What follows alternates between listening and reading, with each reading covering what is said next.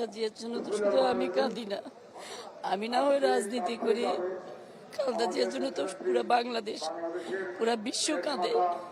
কারণ তিনি তো, তার জন্য কান্না তো মানুষের আজকে প্রতিটা ঘরে ঘরে কান্না, প্রতিটা ঘরে আজকে রান্না হচ্ছে না, প্রতিটা মা তার সন্তানকে দুধ দিচ্ছে না, কারণ শুধু খালেদা জিয়া এই করতেছে। কারণ তিনি এমন একজন নেত্রী, তিনি এমন একজন মা, তিনি এমন একজন আদর্শ। আমাদের মানচিত্র আজকে থমকে গেছে, আমাদের জাতীয় পতাকা আজকে থমকে গেছে। তার সাথে আপনার কোনো স্মৃতি আছে? কয়টা বলবো স্মৃতি? দুইটা স্মৃতি ছিল।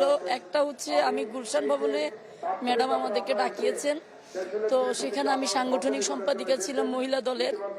তো তখন আমার কোনো প্রটোকল ছিল না বক্তব্য দেওয়ার, প্রেসিডেন্ট সেক্রেটারি দিবেন।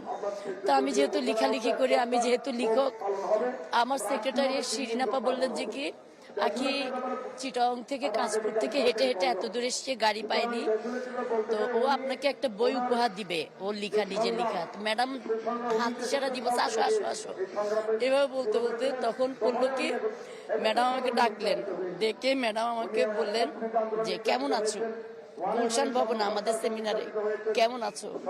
তো আমি ভালো আছি এটা আর বলতে ভুলে গেছি, মানে উনি আমাকে জিজ্ঞেস করতেছেন যে কেমন আছো। এরপর আমি যে ম্যাডাম, তো তখন শিরিনাপা বললো যে আখি তুমি 30 সেকেন্ডের মধ্যে তোমার একটা অনুভূতি বলো। 30 সেকেন্ডের মধ্যে যখন একটা অনুভূতি বলতে বলছে, তখন আমি এমন ভাবে কথা শুরু করলাম, আমি 13 মিনিট বক্তব্য দিয়েছিলাম। ম্যাডাম আমাকে থামিয়ে দেওয়া হচ্ছিল যে থামো আখি, সংক্ষেপ করো। ম্যাডাম বলছে না, ওকে বলতে দাও।